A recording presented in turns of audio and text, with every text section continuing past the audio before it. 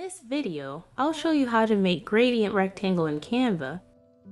Start by opening Canva and creating a new project. Go to the Elements tab and search Rectangle.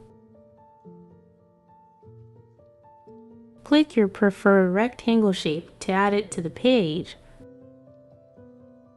Adjust its size and position as needed.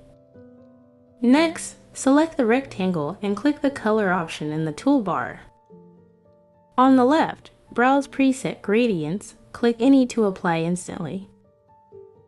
For custom colors, click add a new color to modify the gradient or add new shades.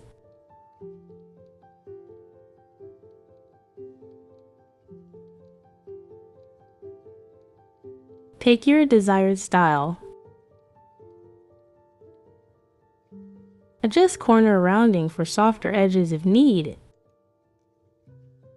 Add borders using the border settings for extra definition.